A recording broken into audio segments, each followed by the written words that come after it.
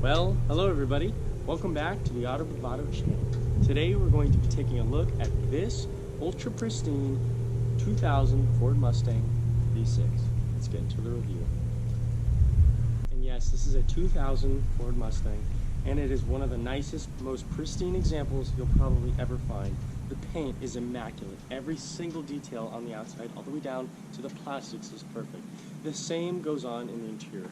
Every panel, switch, knob, dial, even down to the seats is absolutely pristine and perfect.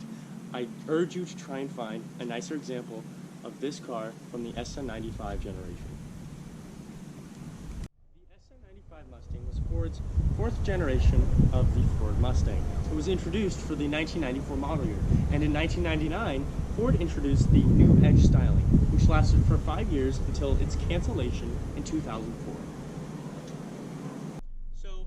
Give you a little background on this specific Mustang. The current owner tells me that his family purchased the car from new in the year 2000, where they then drove it for a few months, where it was then put away for 5 years. They ended up restoring the paint, changing the wheels and tires, and so on. And here we are 15 years later, and it's in perfect condition. I cannot explain to you how amazing this car is. In person, it is sublime. The paint is perfect. Everything is just perfect. It's like a time capsule back to the early 2000s. The Mustang competed with many other sports cars like the Chevrolet Camaro, the Audi TT, the Honda S2000, the Mitsubishi Eclipse, and so many more. And this is why the Mustang has excelled in this segment. That's why sports cars are so hard to sell today. I just wanted to talk again about Ford's new Edge styling. It's really a huge departure from the previous third generation Mustang, the Fox body. And if you know what the Fox body looks like, you'll know this is completely different. It's an all new platform from the ground up. Really a huge change, which is why Mustang lovers alike really like the SN95 and always will. Alright, so we're going to get inside the Mustang now, and just going to hop in here.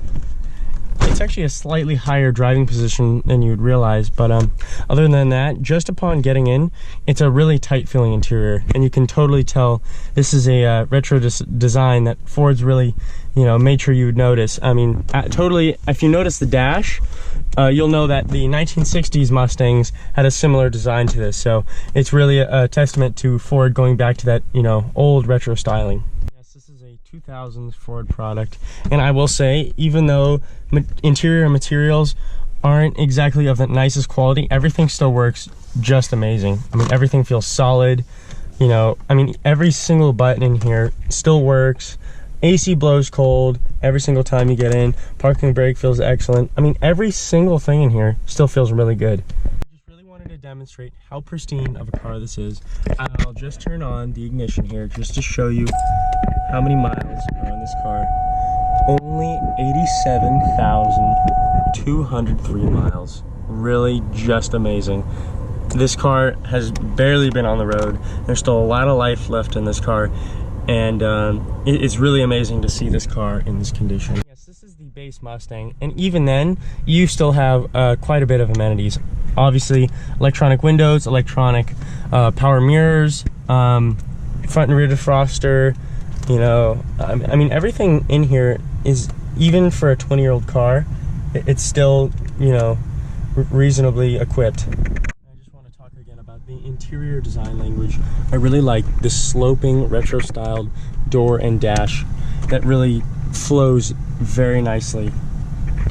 And also something I really like, it still has its original head unit and original CD player. That's just something you don't see in a lot of these Mustangs. Everything in this car is original, bone stock. Just really awesome to see this. And it still has its original Ford Mach 460 watt sound system all around, and it still sounds really good to this day.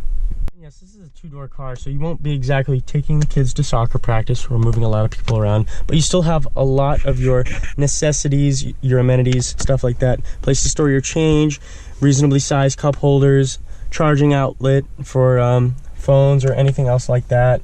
Even a regular, you could say small center console, but other than that, it's actually relatively roomy. just don't see nowadays anymore is a little Easter egg that Ford placed here. It's a Mustang sticker, which is the car's name. It's a Mustang, and you know, just seeing something like that really shows this car has that little bit more of attention to detail. I just really like this cool little effect. So now I'm going to climb into the rear seats. We have a little latch here, pull it forward, and then we can slide it forward here with an electronic button. All right, so here we go, climbing into the back seats. All right, I'm going to put it back now. So obviously there's no room at all back here, but these are obviously, same thing again, these are the seats you use if you're in a pinch and you need to get something around. Yes, this is a base model Mustang, and it gets about as bare bones back here as it gets, but you still do have a little place to store anything you need back here. And you know, it's nicely carpeted back here, and the carpet still feels really nice, you know.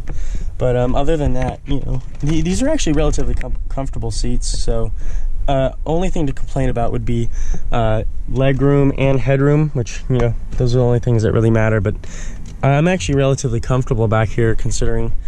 All right, so we're getting inside the passenger seat of the Mustang. So it's actually quite different over here. I mean, obviously there's your pedal box, steering wheel, but you know, it feels totally different. I don't know if that's because the seat material is different, but it feels a little bit harder.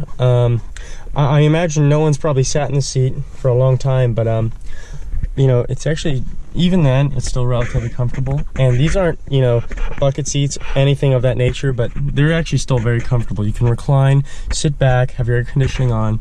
You know, I mean, this car was meant to be, you know, the sports car that you know, drive around and have fun in, but even then, you can do both of those things. And I wanted to point out the Mustang's retro styling. On the original Mustang in the 1960s, the first generation, they had a little Mustang placard on the metal dashboard, and the same thing is apparent here. They have an embossed, upraised Mustang logo stamped into the dash, and that's just something that I really like to see on cars like this. Even though this is a sports car, it can still be practical. This is a huge trunk. The opening is obviously not as big as other passenger cars, sedans, SUVs, etc. But other than that, you can fit a ton of things in here if you can get it in through the opening. All right, so we're going to turn on the car here. So fires right up. All right, so we just turned it on. So there is a little bit of an exhaust leak by the second resonator. But other than that, it still sounds really strong. Really cool to see. You've got everything exposed here. You can adjust it, fix it, work on it, everything like that. And this is cable throttle, so here's what we can do.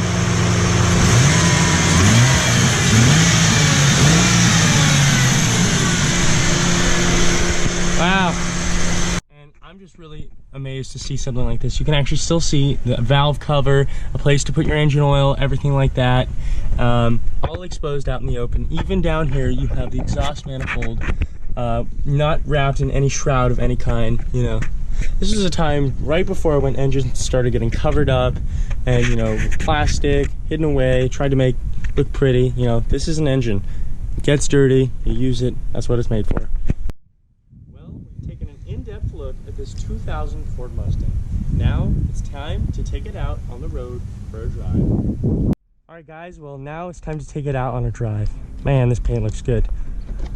Here we go. Climbing in. Alright. Door closed. Seatbelt on. Alright, here we go. We're going to start it up. In the ignition. Alright. Alright, well, a little struggle starting up there, but other than that, I don't see any problems with it, so we'll see how this goes. So I'm just driving around in a neighborhood now, and it feels pretty darn good. I mean, the suspension feels a little bit washy, but other than that, everything's still relatively solid. I mean, it's 20 years old, so it's really surprising, actually.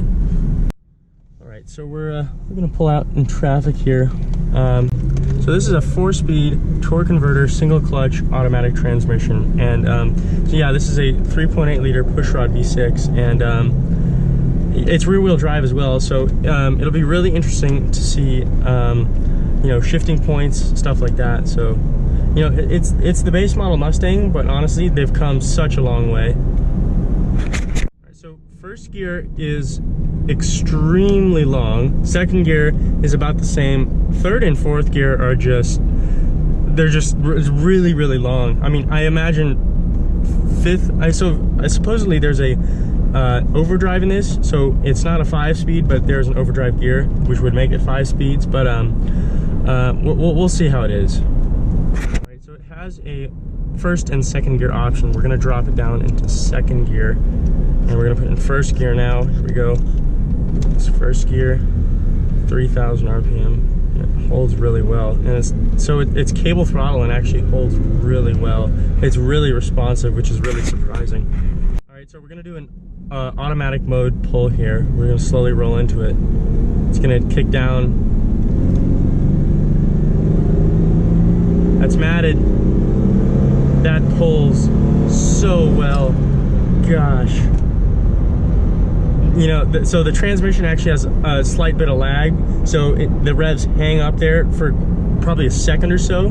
But I mean, man, other than that, and I say it's only 220 foot-pounds of torque, but that feels really good. And you don't even have to rev it that high to get the power out of it.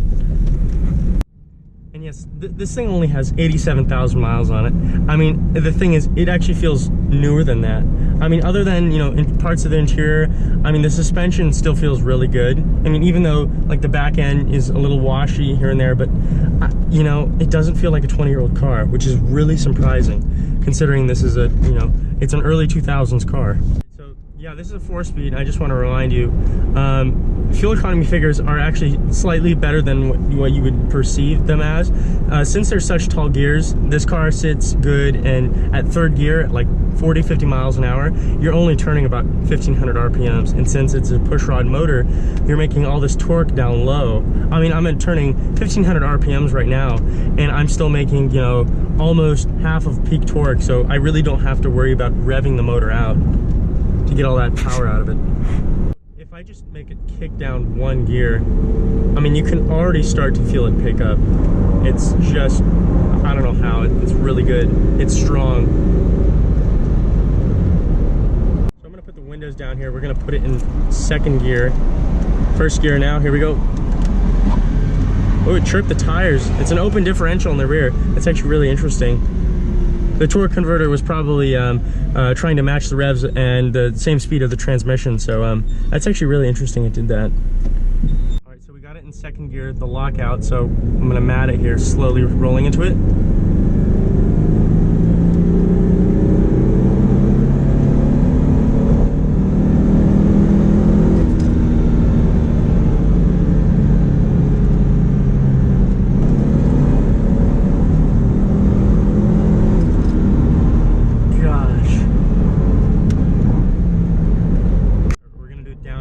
Second gear, drops down little, 3,000 RPM.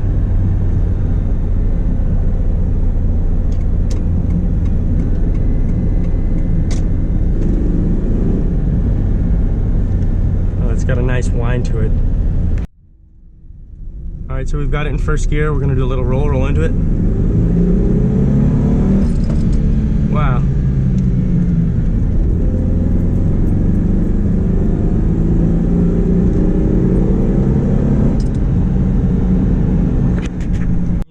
Really amazing. So this is a 3.8 liter V6, and it's a pushrod motor too, so this is obviously going to be one of the larger V6s you'll see in cars like this. And you know, the torque you get just down low, I mean, it's actually really surprising. I mean, this feels just as fast as, you know, any normal car today. And remember, this is a 20-year-old car, so it's really quite amazing.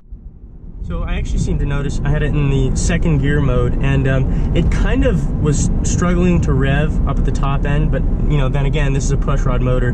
They just don't like to rev very high, and even in those, you know, higher end V8 performance applications, you generally don't see them revving past, you know, 6,000–7,000 RPM. And there's something I just really like about it. There's no interference from an electronic throttle body. You know, it's cable throttle, obviously, and you really get a sense of really, you know, what the engine is doing. You know what it's doing. You know, when you're getting on the gas or you're letting off. You know, stuff like that. It's really one of the last analog sports cars like this at this price point. And everything else. This is actually a really nice, quiet car when you're just, you know, puddling around town. It's really amazing how universal they can make these sports cars be. Well, that's something right there. This thing sounds good. It's got a nice low-end grunt to it. It has the performance to back it up. And yes, it's a base model V6 Mustang, but you know, 20 years later, it still has the same performance as you'd get from any other passenger car. So that's really something to boot right there. But anyways, guys, thank you so much for watching. I had an absolute blast making this video, getting to drive this car. It was really a privilege, and especially finding one like this in this condition is always amazing. Thank you so much for watching, and I'll see you again in the next video.